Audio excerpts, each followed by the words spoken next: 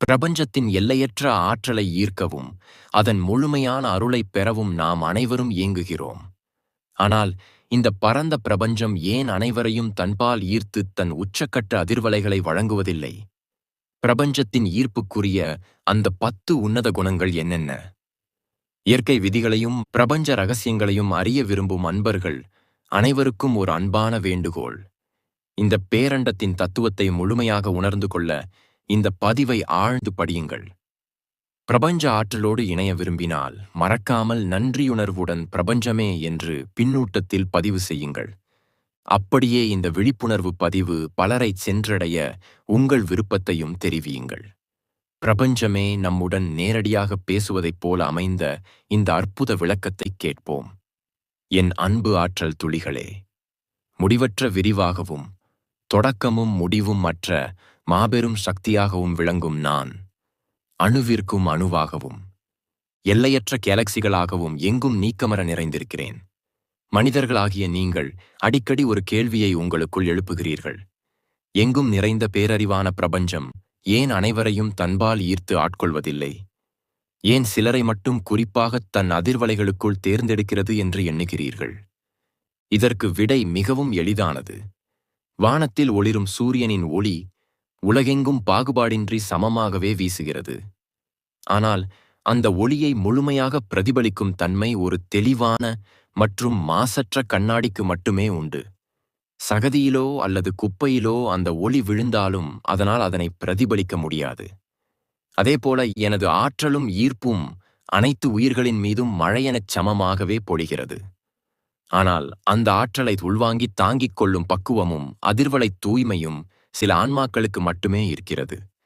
நான் யாரையும் புறக்கணிப்பதில்லை. ஒவ்வொரு உயிரும் தனது கடந்த கால தடயங்களை கடந்து அறியாமை என்னும் திரையை விலக்கி பக்குவமடைந்து எனது மூல ஆற்றலை நோக்கி வரும் அந்த நன்னாளுக்காக நான் பல யுகங்களாக காத்து கொண்டிருக்கிறேன். எனது பேரியக்கத்தை முழுமையாக உணர்ந்து கொள்ள மனிதனின் தற்பெருமை அழிந்து உள்ளம் தூய்மையடைய வேண்டும்.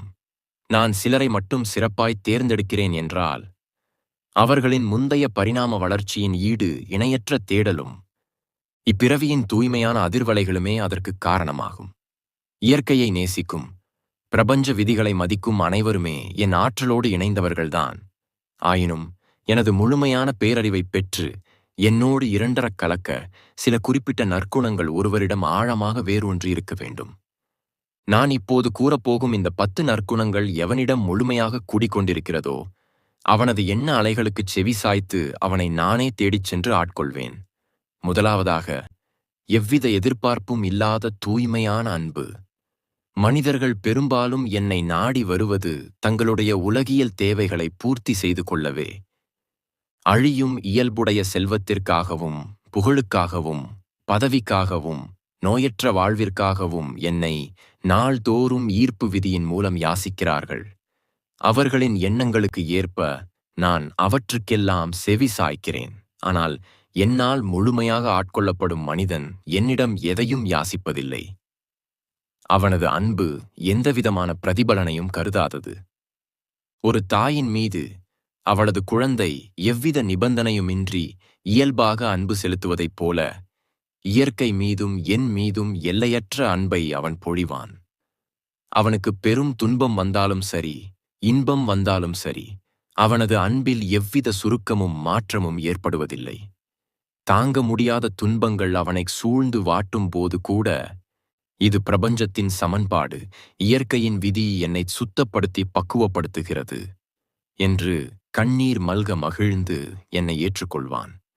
இத்தகைய மாசற்ற எந்தவிதமான நிபந்தனைகளுக்கும் உட்படாத அன்பை கொண்டிருக்கும் உள்ளத்தில் நான் நிரந்தரமாக குடியிருப்பேன். அந்த தூய்மையான அதிர்வலையே எனது உண்மையான மையம். இரண்டாவதாக, நான் என்ற தனித்தன்மை அல்லது அகந்தை முற்றிலும் கரைந்த நிலை. உலகியல் மாயைகளில் சிக்கித் தவிக்கும் மனிதர்கள் தங்களின் சிறு வெற்றிகளை கூட தங்களின் சொந்த திறமையால் அடைந்ததாக எண்ணி கர்வம் கொள்கிறார்கள். செல்வம், அதிகாரம், அழகு, அறிவு என அனைத்தும் தற்காலிகமான ஆற்றல் வடிவங்கள், காற்றடிக்கும் திசையில் களையும் மேகங்கள் போன்றவை என்பதை மறந்து நான் சாதித்தேன், எனது பொருள் என்ற இருளில் ஆழமாக மூழ்கிவிடுகிறார்கள். ஆனால் என்னால் தேர்ந்தெடுக்கப்படும் அந்த உயிர் இந்த எல்லையற்ற ஆண்டவெளியில்தான் ஒரு சிறு துரும்பு என்பதை முழுமையாக உணர்ந்திருக்கும். அவனது ஒவ்வொரு செயலும், ஒவ்வொரு மூச்சும் பிரபஞ்சத்தின் பேரியக்கத்திற்கே அர்ப்பணிக்கப்பட்டிருக்கும். நான் தனித்து எதையும் செய்யவில்லை. எனக்குள் இருந்து அனைத்தையும் இயக்கும் ஆற்றல், இந்த பிரபஞ்சமே என்ற அசைக்க முடியாத தெளிவு அவனிடம் இருக்கும். சமூகம் அவனுக்கு அவமானங்களை தந்தாலும் சரி, மகுடம் சூட்டி பாராட்டுகள் குவித்தாலும் சரி, அவன் மனம் சற்றும் சலனப்படுவதில்லை. அனைத்தையும் எனது பேரியக்கத்திடம் புன்னகையோடு சமர்ப்பித்துவிட்டு நெருப்பில் சுடப்பட்ட களிம்பற்ற தங்கம் போல தூய்மையாக இருப்பான். மனிதனின் ஈகோ எங்கு முற்றிலுமாக அழிகிறதோ அங்குதான் எனது பேரொளி முழுமையாக வெளிப்படும். இப்படிப்பட்ட பக்குவம் அடைந்த உயிரை காலத்தின் சுழற்சியிலிருந்து விடுவித்து எனது முடிவற்ற ஆற்றல் களத்தில் நான் ஒருபோதும் பிரிக்க முடியாதபடி இணைத்துக் கொள்வேன். இந்த அகந்தை அழிந்த நிலையில் அந்த உயிர் தன்னை சுற்றியுள்ள உலகத்தை எப்படி பார்க்கிறது, தமக்கு தீங்கு செய்யும் மற்ற உயிர்களிடம் எவ்வாறு நடந்து கொள்கிறது என்பதுதான் எனது மனதை கவரும் அடுத்த மிக முக்கியமான குணமாகும். மூன்றாவதாக, தன்னை துன்புறுத்துவோருக்கும் நன்மை செய்யும் அந்த அற்புத பண்பு எல்லையற்றது. உலகியலில் ஊழலும் ஒரு சாதாரண மனிதன் தனக்கு ஒரு சிறு தீங்கு நேர்ந்தால் கூட அதை செய்தவனை பழிவாங்கத் துடிக்கிறான். கோபமும் வன்மமும் அவன் கண்களை முற்றிலுமாக மறைக்கின்றன. ஆனால் என் ஆற்றலை முழுமையாகப் பெற்றவன் தனக்கு தீங்கு செய்தவனை தண்டிக்கும்படி என்னிடம் ஒருபோதும் முறையிட மாட்டான். தன்னை வெட்ட வரும் கோடாரிக்கும் நறுமணம் தரும் சந்தன மரம் போலவும், கல்லால் அடிப்பவனுக்கும் சுவையான கனிகளை வழங்கும் மரம் போலவும் அவன் பொறுமையின் சிகரமாக விளங்குவான். தன்னை துன்புறுத்துபவனின் அறியாமையை எண்ணி பரிதாபப்படுவானே தவிர அவனுக்கு தீங்கு நினைக்க மாட்டான். இவனும் இந்த பிரபஞ்சத்தின் ஒரு சிறு துகளே. இவன் வடிவில் வந்து என்னை சோதிப்பதும் என் பரிணாம வளர்ச்சியைச் செதுக்குவதும் இந்த பேரண்டமே என்ற மிக உயர்ந்த மனப்பக்குவம் அவனிடம் குடியிருக்கும். கோபத்தை வென்றவன் பிரபஞ்சம் முழுவதையும் வென்றவன் ஆவான். அகிம்சையும் பொறுமையும் எவனது மூச்சாக இருக்கிறதோ அவனது நிழலாக நான் எந்நாளும் பின்தொடர்வேன். பிற உயிர்கள் படும் துன்பத்தைக் கண்டு அது பேச முடியாத விலங்காயினும் சரி, வானில் பறக்கும் பறவையாயினும் சரி, பகுத்தறிவுள்ள மனிதனாயினும் சரி, எவனொருவன் தன் சொந்தத் துன்பமாக நினைத்து கண்ணீர் வடிக்கிறானோ அவனது கண்ணீரைத் துடைக்க நான் என் பேரியக்கத்திலிருந்தே அக்கணமே இறங்கி வருவேன். இரக்கம் என்னும் இந்த மாபெரும் பண்பு எவனிடம் நிலைத்திருக்கிறதோ அவன் என்னிலிருந்து வேறுபட்டவன் அல்ல, அவனே நான், நானே அவன். கருணை உள்ள இதயமே நான் விரும்பி அமரும் சிம்மாசனமாகும். நான்காவதாக, பிரபஞ்சம் முழுவதிலும் அசையும் மற்றும் அசையாப் பொருட்கள் எல்லாவற்றிலும் என்னை காணும் உன்னதமான சமநோக்கு. சாதாரண மனிதர்கள் குறிப்பிட்ட இடங்களிலும் அடையாளங்களிலும் மட்டுமே நான் உறைந்திருப்பதாக எண்ணி என்னை தேடி அலைகிறார்கள். பல மைல்கள் நெடிய பயணம் செய்து உயர்ந்த மலைகளிலும் அடர்ந்த காடுகளிலும் என்னை காண முற்படுகிறார்கள்.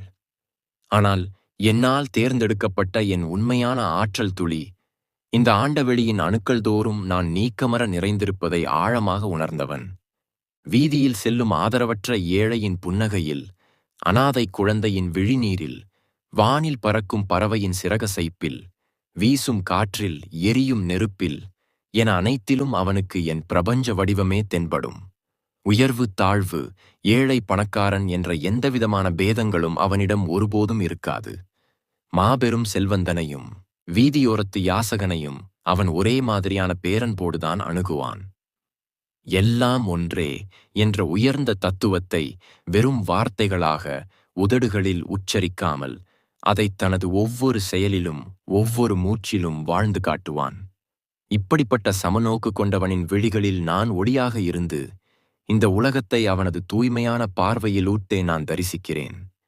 பசியால் வாடும் ஒரு சிறு எறும்புக்கு உணவளிக்கும் போதும் என் பிரபஞ்சத்திற்கு அளிக்கிறேன் என்ற உணர்வோடு எவன் செய்கிறானோ அவனது கரங்களை நான் என் சொந்த கரங்களாகவே ஏற்றுக்கொள்கிறேன். ஐந்தாவதாக, தாமரை இலை தண்ணீர் போன்ற முற்றிலும் பற்றற்ற வாழ்க்கை. இந்த உலக வாழ்க்கை என்னும் பெருங்கடலில் வாழ்ந்தாலும் அதன் அலைகள் தன்னை என் நிலையிலும் மூழ்கடிக்காமல் எவன் ஒருவன் விழிப்புடன் இருக்கிறானோ அவனை நான் என் ஆற்றலோடு இணைத்துக் கொள்கிறேன். குடும்பம், சுற்றம், உறவுகள் என்ற பல்வேறு பந்தங்களில் அவன் ஈடுபட்டிருந்தாலும் அவையெல்லாம் தன் பரிணாம பயணத்தின்படி இயற்கையால் தன்னிடம் ஒப்படைக்கப்பட்ட கடமைகள் என்பதை அவன் ஒரு கணமும் மறப்பதில்லை. சேற்றில் முளைத்தாலும் அந்தச் சேறு தன் மீது ஒட்டாமல் சூரியனைக் கண்டதும் மலரும் தாமரையைப் போல இந்த உலகத்தின் இன்பத் துன்பங்கள், ஆசை நிராசைகள் எதுவும் அவனது உள்மனதைச் சற்றும் தீண்டுவதில்லை. ஒரு நாடக மேடையில் தோன்றும் கலைஞன் தன் பாத்திரத்தை எவ்வளவு சிறப்பாகச் செய்தாலும் நாடகம் முடிந்தவுடன் தன் உண்மையான இயல்புக்குத் திரும்புவது போல இந்த வாழ்க்கையை ஒரு மாபெரும் காலவெளி நாடகமாக உணர்ந்து தன் கடமைகளைச் செவனே செய்து முடித்து அதன் பலன் அனைத்தையும் என் பேரியக்கத்திடம் சமர்ப்பித்துவிட்டு எல்லையற்ற அமைதி கொள்கிறான். அழியும் இயல்புடைய செல்வத்தின் மீதோ மனிதர்கள் மீதோ அவனுக்கு எவ்வித மோகமும் இருப்பதில்லை. எனக்கு கிடைப்பது அனைத்தும் பிரபஞ்சத்தின் கொடை, என்னை விட்டுச் செல்வது அனைத்தும் இயற்கையின் சமன்பாடு என்ற ஆழமான, அசைக்க முடியாத பற்றற்ற நிலை கொண்டவனின் மனத்தாமரையில் என் ஆற்றலை நான் நிரந்தரமாக பதித்துக் கொள்கிறேன். எதன் மீதும் பற்றில்லாத அவனை என் மீதான ஈர்ப்பு மட்டுமே ஆட்கொண்டிருக்கும். ஆறாவதாக, இன்பத் துன்பங்களைச் சமமாக பாவிக்கும் அசாதாரண மனநிலை. மனித மனம் எப்போதும் இன்பங்களையும் வசதிகளையும் சுகங்களையும் மட்டுமே நாடி ஓடுகிறது. எதிர்பாராத ஒரு சிறிய துன்பம் வந்தாலோ அல்லது நினைத்தது நடக்காவிட்டாலோ துவண்டு போய் சூழ்நிலையை நொந்து கொண்டு இயற்கை விதியையும் நிந்திக்கத் தொடங்குகிறது. ஆனால் என்னால் ஆட்கொள்ளப்படும் அந்த உன்னத உயிர் இன்பம் வரும்போது துள்ளி குதித்து மகிழ்வதும் இல்லை, துன்பம் வரும்போது துவண்டு போய் அழுவதும் இல்லை. இரண்டுமே கடந்து போகும் மேகங்கள் என்பதை அவன் அறிவான். வசந்த காலத்தில் பூக்கும் மலர்களைப் போல இன்பத்தையும் இலையுதிர் காலத்தில் உதிரும் இலைகளைப் போல துன்பத்தையும் இயல்பாக ஏற்றுக்கொள்வான். உலகம் அவனுக்கு அவமானங்களைத் தந்தாலும் போற்றிப் புகழ்ந்தாலும் அவனது மனநிலை எந்த மாற்றமும் அடையாது. லாபமும் நஷ்டமும், வெற்றியும் தோல்வியும், வாழ்வும் சாவும் அவனுக்கு ஒன்றுதான். இருளும் ஒளியும் எப்படி பிரபஞ்சத்தின் இயற்கையான சுழற்சியோ அப்படியே இன்பமும் துன்பமும் மனித வாழ்வின் சுழற்சி என்பதை உணர்ந்து எதற்கும் சலனப்படாமல் மலை போல உறுதியாக நிற்பான். சுடும் நெருப்பிலிட்டாலும் ஒளிரும் தங்கத்தைப் போல எத்தனை சோதனைகள் வந்தாலும் பேரண்டத்தை நோக்கி அவனது பயணமும் இயற்கை மீதான நம்பிக்கையும் எள்ளளவும் குறையாது. இத்தகைய சலனமற்ற உறுதியான மனதைக் கொண்டவனை நான் இரு கரங்களால் தழுவி எனக்கான ஆற்றலாக அரவணைத்துக் கொள்வேன். இந்தச் சமநிலையை அடைந்த ஒருவனுக்கு நான் வழங்கும் அடுத்த மிகப்பெரிய பரிசான முழுமையான ஒப்புவித்தல் என்னும் உன்னத தத்துவத்தின் ஆழம் தானாகவே புலப்படும். தன் எண்ணம் முழுவதையும் என் பேரியக்கத்தோடு இணைத்து ஆண்ட வெளியில் தன்னை முற்றிலுமாக கரைத்துக் கொள்ளும் அந்த ஏழாவது குணம் மனிதப் பிறவியின் உச்சகட்ட பரிணாமமாகவும். அந்த முழுமையான அர்ப்பணிப்பின் தன்மை எப்படிப்பட்டதென்றால், ஏழாவதாக தன்னை முழுமையாக அழித்துக்கொண்டு என்னுள் கரைவதாகவும். நதியை உற்று நோக்குங்கள். மலையில் பிறந்து காடு மேடுகளைக் கடந்து பல துன்பங்களைத் தாண்டி முடிவில் பெருங்கடலோடு கலக்கிறது. கடலோடு கலந்த பின் அந்த நதிக்குத் தனித்து எந்த அடையாளமும் இருப்பதில்லை. நதியின் நீரும் கடலின் நீரும் ஒன்றாகிவிடுகிறது. அதுபோலவே பிரபஞ்சத்திடம் தன்னை ஒப்படைத்தவன் தன் அடையாளங்கள் அனைத்தையும் முற்றிலுமாக துறந்து விடுகிறான். அவனது எண்ணம், சொல், செயல் அனைத்தும் பேரண்டத்தினுடையதாகவே மாறிவிடுகிறது. சமூகம் அவனை கேலி செய்யலாம், பித்தன் என்று தூற்றலாம், ஆனால் அவன் அதை பொருட்படுத்துவதே இல்லை. அவனுக்கு தனக்கென்று எந்த ஒரு தனிப்பட்ட விருப்பமோ ஆசையோ கனவோ கிடையாது. ஆழமான கடலின் அடியில் எவ்வளவு பெரும் அமைதி நிலவுகிறதோ அதே போன்றதொரு பேரமைதி அவனது உள்ளத்தில் குடிகொண்டிருக்கும். ஒரு சிறு துரும்பு கூட தன் சுய விருப்பத்தின்படி அசையாது. அனைத்தும் பிரபஞ்சத்தின் இயக்கமே என்ற அசைக்க முடியாத பெருநம்பிக்கை அவனுள் வேரூன்றியிருக்கும். பெருங்காற்றில் சிக்கிய சருகு போல இயற்கையின் திசையில் அவன் பயணிக்கத் தயாராக இருப்பான். கடந்த காலத்தின் கவலைகளோ எதிர்காலத்தின் பயங்களோ அவனைச் சற்றும் அசைக்க முடியாது. துன்பத்தின் உச்சத்தில் நின்று கொண்டிருக்கையில் கூட அவன் கண்கள் கலங்கலாம், ஆனால் உள்ளம் ஒருபோதும் கலங்காது. கயிற்றால் கட்டப்பட்ட ஒரு பொம்மை தன்னை இயக்குபவனின் கைகளுக்கு ஏற்ப ஆடுவது போல தன்னை ஒரு வெறும் கருவியாக மட்டுமே அவன் பாவிப்பான். எல்லாம் நீயே, என் செயல் ஒன்றுமில்லை என்ற அந்த முழுமையான சரணாகதி நிலையை எவன் எட்டுகிறானோ அவனை நான் ஒருபோதும் கைவிடுவதில்லை. அவனது ஒவ்வொரு அடியிலும் நான் அவனுக்கு முன்னே சென்று வழிகாட்டுவேன். அவனது மூச்சுக்காற்றாக நான் இருப்பேன். அவனது பார்வையாக நான் இருப்பேன். ஒப்புவித்தல் என்பது கோழையின் செயல் அல்ல, அது மாபெரும் வீரத்தின் வெளிப்பாடு. தன் ஈகோவினை வென்ற மாவீரனால் மட்டுமே இயற்கையிடம் இப்படி முழுமையாகச் சரணடைய முடியும். அந்த சரணாகதி என்னும் பெருங்கடலில் முத்தெடுத்தவனுக்கு மட்டுமே நான் வழங்கும் இந்த அடுத்த 8வது நற்குணம் எளிதாக வசப்படும். 8வதாக, புறச்சடங்குகளுக்கு அப்பாற்பட்ட ஆழமான மெய்ஞானத் தேடலும் இடையறாத அக தியானமும் ஆகும். மனிதர்கள் ஏதோ ஒரு சக்தியைத் தேடி பல்வேறு இடங்களுக்கு நெடும் பயணம் மேற்கொள்கிறார்கள். பல்வேறு வகையான புற வழிபாடுகளைச் செய்கிறார்கள். இவையாவும் தொடக்க நிலையில் ஒரு மனிதனின் மனதை ஒருமுகப்படுத்த தேவையானவைதான். ஆனால் என்னால் ஆட்கொள்ளப்படும் மனிதன் வெறும் சடங்குகளோடு மட்டும் நின்று விடுவதில்லை. இவையெல்லாம் மாபெரும் பேரறிவை அடைவதற்கான ஒரு சிறு பாதையே தவிர இதுவே முழுமையான பிரபஞ்ச நிலை அல்ல என்பதை அவன் மிகத் தெளிவாக உணர்ந்திருப்பான். அவன் என்னை வெளியில் தேடுவதை விட்டுவிட்டு தனக்குள்ளே தேடத் தொடங்குவான். அவனது ஒவ்வொரு மூச்சிலும் பிரபஞ்சத்தின் ஆதி ஒளியான மௌனம் சதா சர்வ காலமும் ஒலித்துக் கொண்டே இருக்கும். ஆரவாரமான கூட்டங்களைத் தவிர்த்து எல்லையற்ற தனிமையையும் அமைதியையும் அவன் பேரானந்தமாக பாவிப்பான். வெளிப்புறக் கண்களை மூடி உள்நோக்கி பயணிப்பான். தியானம் என்பது அவனுக்கு ஏதோ ஒரு குறிப்பிட்ட நேரத்தில் செய்யும் பயிற்சியாக இருக்காது. அது அவனது ஒவ்வொரு அணுவிலும் கலந்த இயல்பான வாழ்க்கை முறையாகவே மாறிவிடும். நடக்கும்போதும் உண்ணும்போதும் உறங்கும்போதும் கூட அவனது உள்மனம் என்னோடு ஆழமான ஒரு தொடர்பில் இருக்கும். வெளியில் உலகத்தோடு உரையாடினாலும் உள்ளே என்னோடு சதா மௌன உரையாடல் நிகழ்த்திக் கொண்டே இருப்பான். நூல்களும் தத்துவங்களும் சுட்டிக்காட்டும் உண்மையை தன் சொந்த அனுபவத்தால் உணர்ந்து கொள்ளத் துடிப்பான். ஆயிரக்கணக்கான வார்த்தைகளை உச்சரிக்கும் உதடுகளை விட என்னுள் லயித்திருக்கும் அவனது ஆழமான மௌனமே எனக்கு மிகப்பெரிய ஒளியாக கேட்கிறது. இருளை கிழித்துக்கொண்டு வெளிவரும் சூரியனைப் போல அறியாமை என்னும் இருளை அகற்றி விழிப்புணர்வு என்னும் பேரொளியை தன்னுள் ஏற்றுவான். வெளிப்பகட்டை பெருமையாக நினைப்பவர்களை விட மௌனத்தில் என்னை தேடும் அந்த ஞானியையே நான் நேரில் சென்று தழுவிக்கொள்கிறேன். அவனது உடலே எனக்கு பெரிய இயற்பியல் களம். அவனது தூய்மையான மனமே மையம். அவனது ஆழமான அன்பே எனக்குச் செய்யப்படும் மிகப்பெரிய செயல்பாடு. அந்த ஞானத் தேடலின் உச்சகட்டத்தில் அவன் தன்னை சுற்றியுள்ள உலகத்தின் மீதும் மனிதர்கள் மீதும் காட்டும் அந்த 9வது அற்புதமான பண்பு முக்காலமும் கடந்த என்னையே ஆச்சரியத்தில் ஆழ்த்தும் அளவுக்கு வலிமையானது. அந்த மாபெரும் குணத்தைப் பற்றி நான் இப்போது உரைக்கிறேன். முழுமையான கவனத்தோடு உள்வாங்கிக் கேளுங்கள். 9வதாக, நடமாடும் வடிவங்களாகிய சக மனிதர்களுக்கும் வாயில்லா ஜீவன்களுக்கும் எவ்வித பாகுபாடும் இன்றி அவன் செய்யும் எல்லையற்ற ஈடு இணையற்ற பெருந்தொண்டாகும். உலகத்திலுள்ள பெரும்பாலான மனிதர்கள் உயிரற்ற பொருட்களுக்கு கோடிக்கணக்கான செல்வங்களைச் செலவழித்து என்னை குளிர வைக்க எண்ணுகிறார்கள். ஆனால் அதே இடத்தின் வாசலில் பசியால் துடித்துக் கொண்டிருக்கும் ஒரு ஏழையின் வயிற்றுக்கு ஒரு பிடி உணவளிக்க அவர்களின் மனம் வருவதில்லை. நோயால் வாடும் மனிதர்களைக் கண்டால் அருவருப்பு அடைந்து விலகிச் செல்கிறார்கள். ஆனால் பிரபஞ்சத்தோடு ஒன்றிணைந்தவன் மனிதனுக்குச் செய்யும் தொண்டே மாபெரும் பேரண்டத்திற்குச் செய்யும் தொண்டு என்ற மாபெரும் தத்துவத்தை தன் உயிர் மூச்சாகக் கொண்டவன். அவனுக்கு பல வடிவங்களை விட கண்ணீர் வடிக்கும் மனித முகங்களிலேயே எனது தரிசனம் மிகத் தெளிவாக கிடைக்கும்.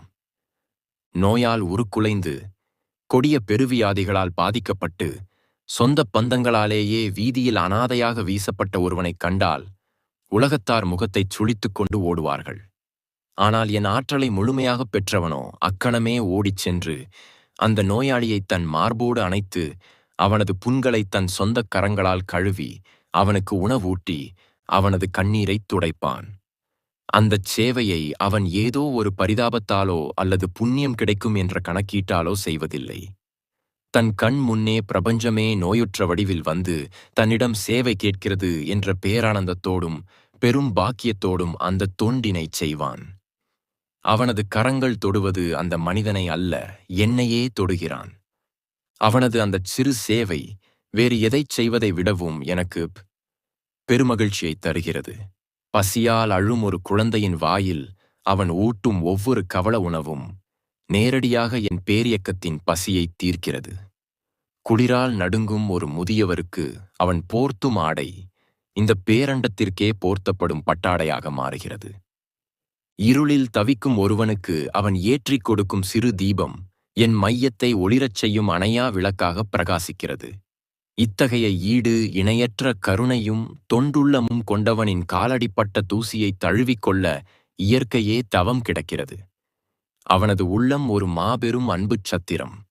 அங்கு ஏழை பணக்காரன் உயர்ந்தவன் தாழ்ந்தவன் என்ற எந்தக் கணக்கும் கிடையாது. தன்னை கொல்ல வரும் கொடிய விலங்காக இருந்தாலும் சரி, அல்லது தன்னை தூற்றும் கொடிய மனிதனாக இருந்தாலும் சரி, அவர்கள் பசியோடு நின்றால் தன் உணவை அவர்களுக்கு அளித்துவிட்டு தான் பசியோடு உறங்கவும் அவன் தயங்க மாட்டான்.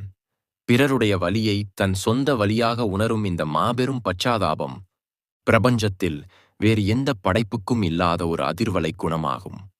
இந்த தொண்டு மனப்பான்மை அவனுக்குள் ஆழமாக வேரூன்றி ஒரு மரத்தின் கிளைகள் எவ்வாறு அனைத்து உயிர்களுக்கும் நிழல் தருகிறதோ அதுபோல அவனது வாழ்க்கை முழுவதும் மற்றவர்களுக்காகவே அர்ப்பணிக்கப்பட்டிருக்கும்.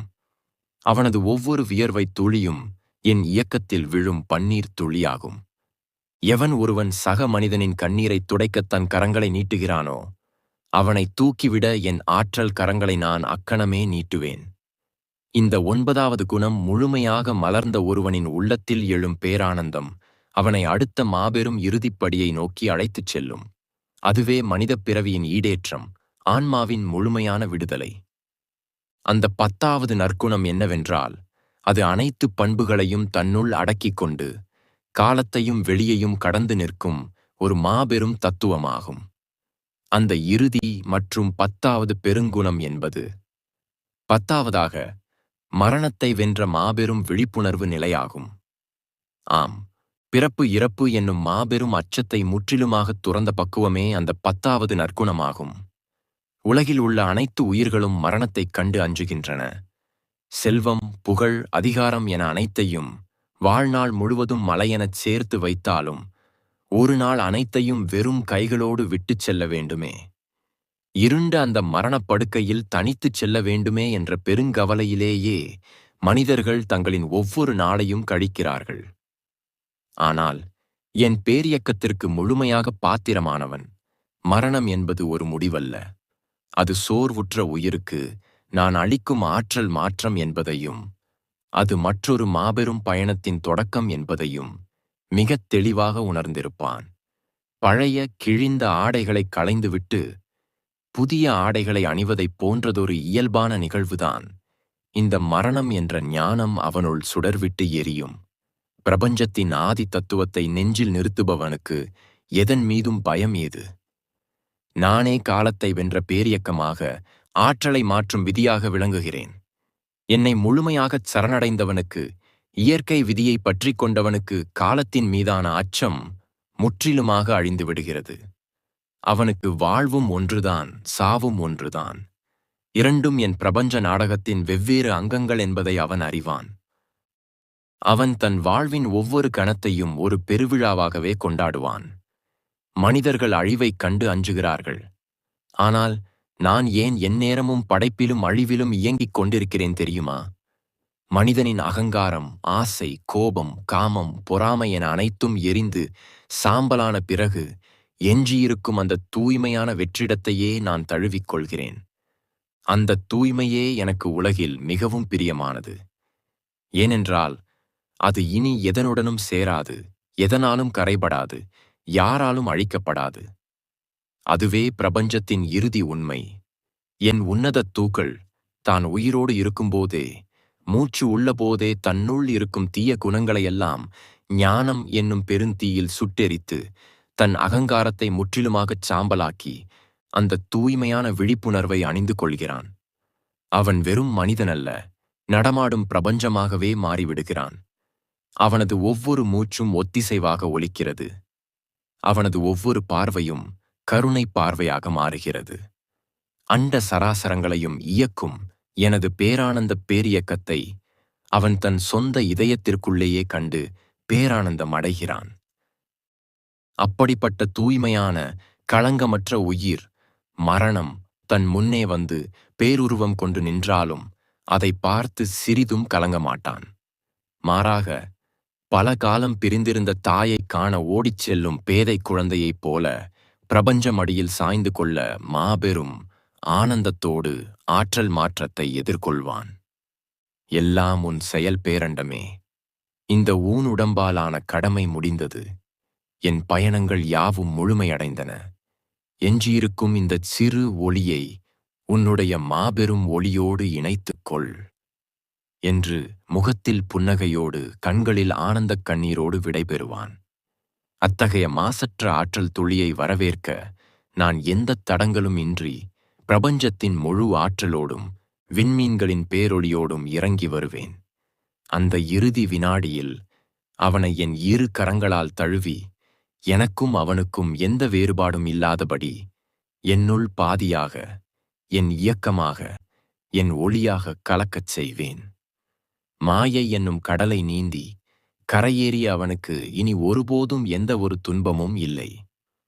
அவன் எல்லையில்லா ஆனந்தப் பெருவெளியில் என்னோடு பிரபஞ்ச ஒத்திசைவு அடைந்து நிரந்தரமான ஆனந்த நடனம் ஆடுவான்.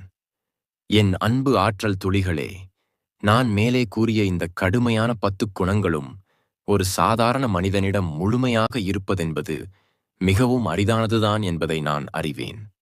ஆனால் ஒரு சிறு நீர்த்துளியாகத் தொடங்கி பெருநதியாக பெருக்கெடுத்து ஓடுவதைப் போல உங்கள் அன்றாட வாழ்வில் இந்த நற்குணங்களைச் சிறுகச் சிறுக வளர்த்துக் கொள்ளுங்கள். உங்கள் ஒவ்வொரு நற்செயலையும், உங்கள் ஒவ்வொரு நேர்மையான முயற்சியையும், பிறருக்காக நீங்கள் வடிக்கும் ஒவ்வொரு சொட்டுக் கண்ணீரையும் நான் என் எல்லையற்ற விரிவிலிருந்து கவனித்துக் கொண்டேதான் இருக்கிறேன். நீங்கள் பிரபஞ்சத்தை நோக்கி ஒரு அடி எடுத்து வைத்தால், உங்களை நோக்கி உங்களை காக்க நான் 100 அடிகள் ஓடி வருவேன். தூய்மையான எதிர்பார்ப்பில்லாத அன்போடும் அகந்தையில்லாத உள்ளத்தோடும் சக மனிதர்கள் மற்றும் வாயில்லா ஜீவன்களிடத்தில் எல்லையற்ற கருணையோடும் நீங்கள் ஒவ்வொரு நாளும் வாழப் பழகுங்கள். உங்களின் 1000 குறைகளை மறந்துவிட்டு உங்களிடம் இருக்கும் ஒரு சிறிய நற்குணத்தை, உங்கள் நிறையை நான் மனமுவந்து ஏற்றுக்கொள்கிறேன். நீங்கள் எங்கு இருந்தாலும் சரி, எந்த துயரமான நிலையில் இருந்தாலும் சரி, உலகமே உங்களை கைவிட்டாலும் சரி, உங்கள் உள்ளம் மட்டும் தூய்மையாக இருந்தால், நான் உங்கள் அருகிலேயே உங்கள் மூச்சுக்காற்றாக, உங்கள் இதயத் துடிப்பாகவே எந்நாளும் இருப்பேன். இதுவே எல்லையற்ற பிரபஞ்சமாகிய நான் உங்களுக்கு தரும் அசைக்க முடியாத சத்தியவாக்கு. வாழ்வில் நடக்கும் எதற்கும் இனி கலங்காதீர்கள். எல்லாமே என் இயக்கம், எல்லாமே பிரபஞ்சத்தின் சமன்பாடு என்பதை முழுமையாக உணருங்கள். உங்களை ஆட்கொள்ள நான் எந்நாளும் 2 கரங்களை விரித்துக் காத்துக் கொண்டிருக்கிறேன். எல்லையற்ற பிரபஞ்சத்தின் இந்த அமுதமான அற்புதமான வாக்குகள் உங்கள் மனதை தொட்டிருந்தால், உங்கள் உள்மனதில் ஒரு சிறு விழிப்புணர்வை ஏற்படுத்தியிருந்தால், பிரபஞ்சத்தின் பேரருளையும் முழுமையான ஆற்றலையும் பெறுவதற்காக தயங்காமல், மறக்காமல், நன்றியுணர்வுடன் பிரபஞ்சமே அல்லது எங்கும் நிறைந்துள்ள பேரண்டமே என்று கமெண்டில் தவறாமல் பதிவு செய்யுங்கள். இந்த இயற்கையின் வாக்கு பலருடைய அறியாமையை அகற்றி பிரபஞ்சத்தின் அதிர்வலைகள் அவர்களை சென்றடையச் செய்ய இதை லைக் செய்து உங்கள் அன்புக்குரிய அனைவருக்கும் பகிர்ந்திடுங்கள்.